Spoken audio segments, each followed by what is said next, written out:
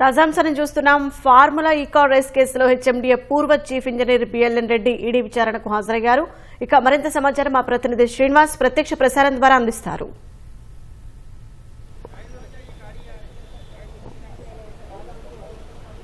Formula ఈ car రేసులో కొద్దిసేపటి క్రితమే విశ్రాంత HMDA chief engineer BLN Reddy ED కార్యాలయానికి ఈడీ ఎదుట విచారణకు హాజరయ్యారు. ఆయనను ఈడీ పూర్తి స్థాయిలో ఈ కేసులో విచారించనుంది. అయితే నగదు ఆయన చీఫ్ ఇంజనీర్గా ఉన్నప్పుడే ఈ వ్యవహారం జరిగింది.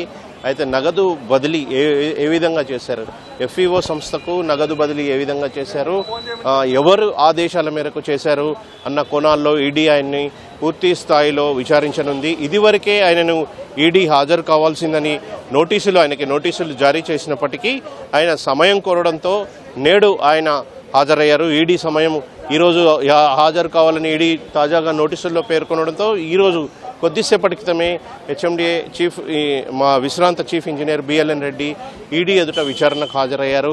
పూర్తి స్థాయిలో ఆయన్ని ఈడీ విచారించనుంది. మరోవైపు ఇదే కేసులో అరవింద్ కుమార్ని కూడా ఐఏఎస్ అధికారి అరవింద్ కుమార్ని కూడా ఏసీబీ విచారించనుంది. ఒకవైపు ఏసీబీ, మరోవైపు ఈడీ ఇది ప్యారలల్గా ఈ విచారణను కొనసాగిస్తున్నాయి.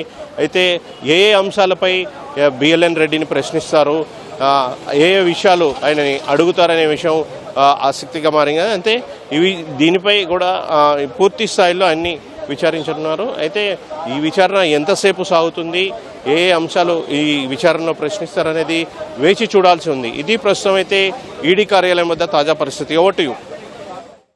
ధన్యవాదాలు శ్రీనివాస్.